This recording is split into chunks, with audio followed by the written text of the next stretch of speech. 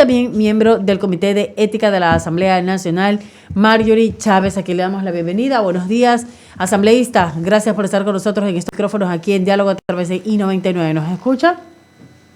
Los escucho. Muchas gracias por la entrevista, Wendy. Un abrazo a todos y, por supuesto, a toda su audiencia. Marjorie, bienvenida. Y vamos a arrancar esta entrevista junto a mis compañeros Alberto Quintana y Henry Avelino. Adelante, Alberto. Gracias, saludando a nuestra asambleísta, pues, colega, tengo que decirle colega, por supuesto que sí. Oiga, usted integra la Comisión de Relaciones Internacionales.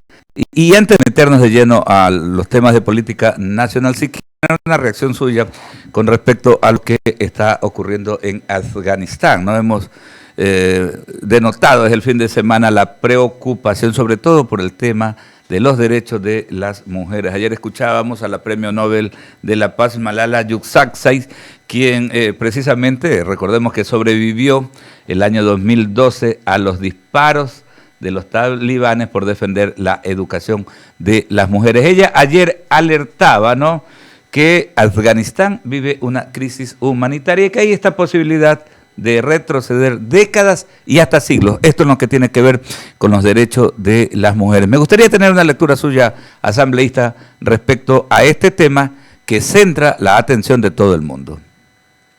Por supuesto, y el mundo no tiene que ser indiferente, no podemos ser indiferentes, ¿verdad? Hemos visto imágenes de las personas que vienen desde el aeropuerto de Kabul, por ejemplo, donde estas escenas de personas que intentan huir del nuevo gobierno arriesgando su vida y la de su familia, ¿verdad? Son una muestra del miedo que ha provocado esta agrupación, sobre todo en las mujeres, quienes han manifestado ya que pronto pues se restringirán sus derechos de participación política, se prohibirá nuevamente la educación a las niñas y volverán los abusos en contra de ellas, permitiéndoles salir a la calle simplemente cuando estén acompañados de un hombre de su familia, ¿verdad?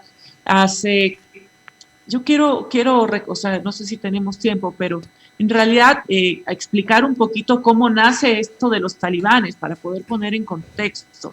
Los talibanes nacieron en la década de los 70 del siglo pasado con el objetivo de oponerse a la invasión soviética en dicho país, ¿verdad? Y una vez que alcanzaron por primera vez el control del gobierno afgano, que esto fue el año 96, instauraron una teocracia en la cual pues se impuso la ley religiosa con rigurosidad, afectando principalmente los derechos humanos, como lo acaba de mencionar usted, de las mujeres, de las niñas, también de las minorías étnicas y religiosas. Por ejemplo, en marzo del 2001 se destruyeron estatuas que eran las más grandes del mundo de Buda, ¿verdad? Mismas que habían estado más de 1000 años ahí. También vimos cómo desde su llegada obligar a las mujeres a usar pues esta burka cada vez más grande en los espacios públicos, luego en todo, y lamentablemente usted acaba de mencionar casos como el de Malala, pues que dio la vuelta al mundo. Realmente nos explicaron a nosotros cómo es esta lucha que viven varias mujeres que intentan hacer uso de sus derechos humanos, porque no es que son personas beligerantes, simplemente están peleando contra los derechos humanos. Y nosotros nos corresponde en este momento, y si bien estamos al otro lado del mundo, pensamos que no podemos hacer nada, creo yo que con gestos como el que usted acaba de hacer, de abordar el tema, de generar opinión pública, una opinión pública crítica, ¿verdad? Una opinión pública que condene la falta de respeto a los derechos humanos o la no existencia de derechos humanos, porque lamentablemente es lo que ocurre ya. Podríamos sumar de alguna manera y, por supuesto, entendiendo muy bien los problemas. Yo quisiera recordar una frase que digo es un poco nuestra, porque evoca a Roldós. No sé si recordamos cuando se hablaba de la doctrina Roldós. Entonces claro, tenemos estas ideas de no intervención, priorizando el multilateralismo en el análisis, pero yo creo que en este momento, donde varias mujeres y niñas miran con incertidumbre y la dignidad humana que es pisoteada en diferentes lugares, urge que todos quienes apoyamos y respetamos los derechos humanos, reflexionemos sobre estos mecanismos institucionales que existen, algunos también internacionalmente, y más como para obligar a estados a protegerlo. También es necesario también intentar incidir en las Naciones Unidas para suscribir internacionales en materia de derechos humanos como parte de un compromiso de un mundo mejor, por supuesto, de un mundo más seguro donde los derechos humanos lleguen a todos los rincones. Así que como legisladores tenemos que tomar decisión en ese sentido. Claro que sí. Un error ver con indiferencia, ¿no? Como usted dice, asambleísta, porque ver la distancia, está allá en el Asia, lejos, no nos compete. Y la cosa no es así, tal vez porque tenemos tantos problemas también acá en esta parte del hemisferio, porque a veces se ha dejado con indiferencia y vemos toda esta problemática que se genera desde Cuba, pasando por Nicaragua, por Venezuela, y ya son problemas que no son de allá, y a veces aquello de la doctrina Estrada, o la interpretación de la doctrina Roldós, ¿no?, de no intervención, justamente lleva a esos equívocos. No estamos en otros momentos y la comunidad internacional de actuar. Metiéndonos de lleno en el tema parlamentario de nuestro país. Ayer fue maratónica la jornada, ¿no? Ya hemos dado cuenta de algunos detalles relacionados con el juicio político, ¿no?, en contra del contra su Pablo Celi de la Torre. Fue unánime la votación. Nos gustaría escuchar su primera reflexión en torno a este tema, asambleísta. Efectivamente, fue una jornada maratónica. Estuvimos desde las 8 de la mañana, pues casi medianoche. Los interpelantes fueron Juan Cristóbal Lloret y Viviana Veloz. El proceso duró alrededor de 2 horas, con un receso de 1 hora de las 2:30 a las 3:30. Y otro a la salida de Celi del hemiciclo legislativo. La censura fue aprobada por unanimidad. La interpelación duró 2 horas y Viviana Veloz no terminó su intervención. Posteriormente, Celi tuvo 3 horas para presentar sus alegatos de defensa. Una vez finalizada su intervención, las partes replicaron por un tiempo máximo de 1 hora. Y una vez que estas finalizaron las réplicas, pues empezó ya el debate de los asambleístas. Fueron más de 19 asambleístas en el Pleno, y todos finalmente hicieron referencia a la necesidad de censurar a Pablo Celi. Algunos legisladores resaltaron el trabajo de la Comisión de Fiscalización en este proceso. Legisladores referencia a que no se puede entender las acciones de Pablo Celi sin tomar en cuenta los actos de corrupción del gobierno de Rafael Correa. La izquierda democrática hizo énfasis en un trabajo deficiente de Pablo Celi al frente de la Contraloría, y el Partido Social Cristiano indicó que la Asamblea Nacional tiene plena competencia para el tratamiento del juicio a Celi, y Esteban Torres indicó que es necesario reformar la ley de la Contraloría para evitar los excesos que se han producido, y también nuestro integrante Jorge Avedravo insistió en la necesidad de la transparencia en el ejercicio de la función pública, y en el caso de UNES, insistió en la ilegalidad en el ejercicio de cargo por parte de Pablo Celi. Es decir, finalmente todos pues tuvimos el objetivo común de la censura, pero cada bancada pues hay intervenciones de un matiz diferente, introdujo temas distintos. Pienso yo, claro, que más allá también de la negligencia que existió en algún momento de la funcionaria, ¿verdad?, que puso en riesgo el juicio político contra Pablo Celi, la Asamblea Nacional ya decidió por unanimidad censurarlo. El país, Alberto, Henry, Wendy, todos que nos escuchan, necesita evidenciar que estos actos reprochables de antiéticos son sancionados como corresponde, sea a nivel legal, por supuesto, y también a través de acciones políticas, como fue el caso del juicio político a Pablo Celi. Asambleísta, antes de ir con Henry Lino, a ver, 2 en 1. Usted conoce, y esto para estar evitando suspicacias, nosotros obviamente estábamos acá en Guayaquil, usted estuvo en el hemiciclo parlamentario. ¿Usted conoce por qué? Sabemos que del marco de los procedimientos parlamentarios, la presidenta puede pedirle a uno de sus vicepresidentes que vaya presidiendo la sesión parlamentaria. ¿Conoce por qué no estuvo la señora presidenta? Porque hablamos de la unanimidad ¿no? Los 136 de los 136 parlamentarios presentes. ¿Por qué no estuvo la presidenta en el tramo final de la sesión? Una. Y dos, desde su punto de vista, ¿cuál es el mensaje que deja justamente este ejercicio parlamentario cumplido el día de ayer?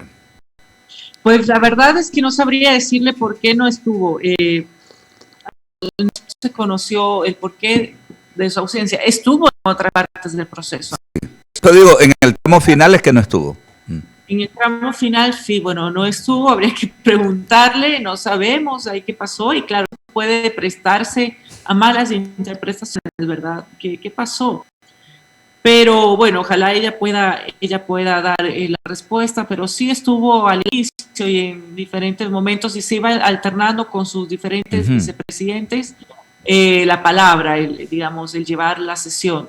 Yo pienso que esto pues evidencia que uno tiene la madurez política, sí se pueden llegar a acuerdos o mayorías.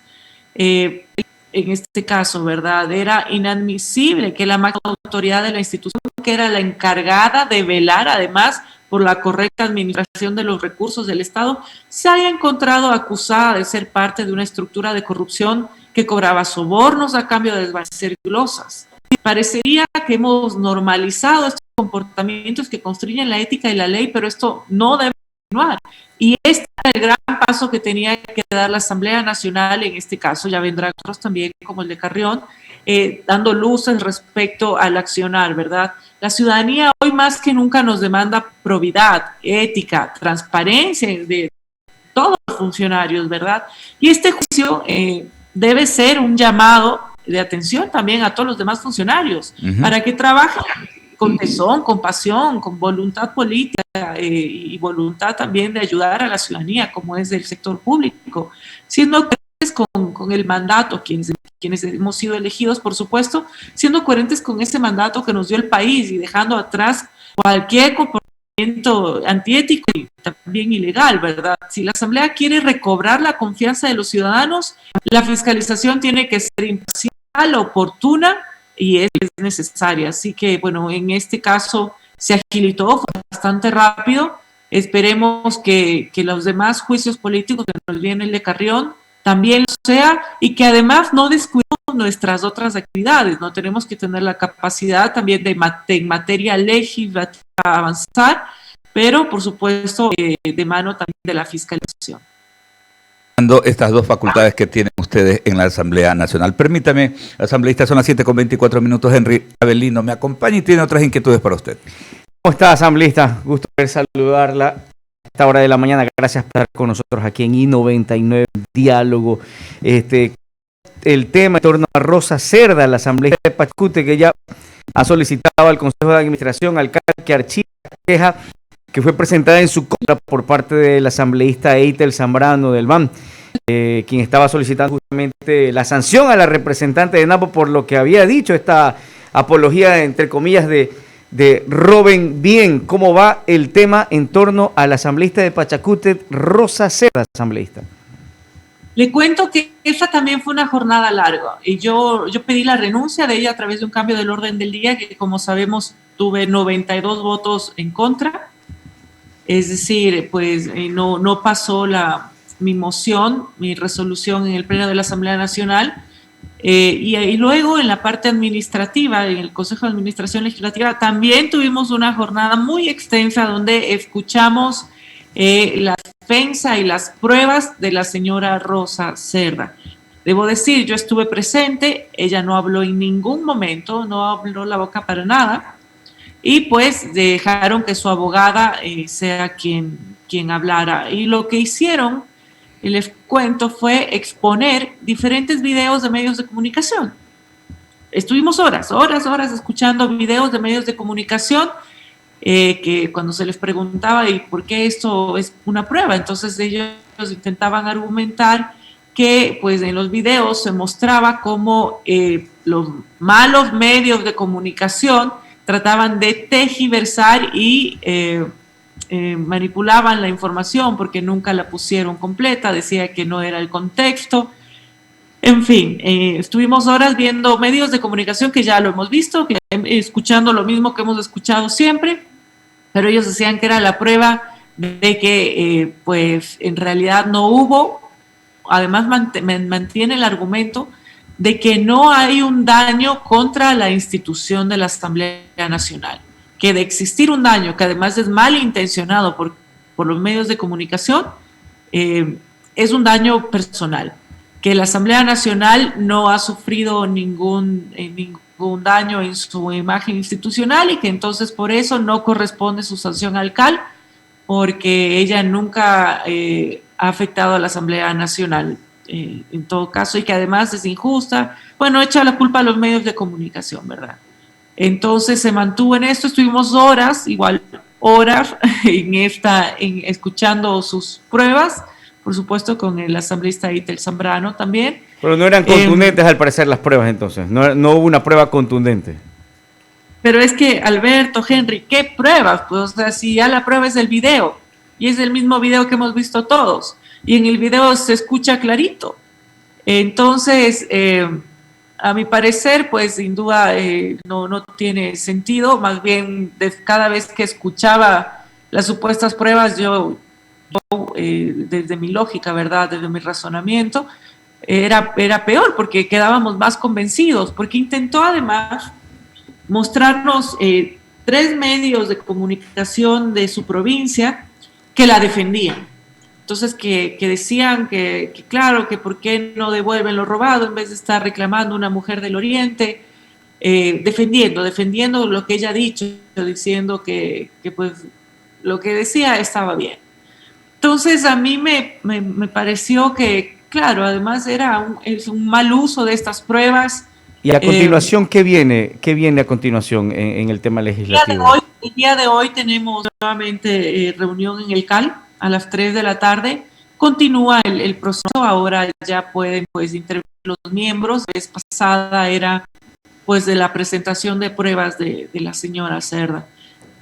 Piensa que no merece ni siquiera la sanción administrativa, que serían, imagínense, 8 días sin sueldo. Pero bueno, ella defiende su posición, ¿verdad? Y se está cumpliendo el debido proceso.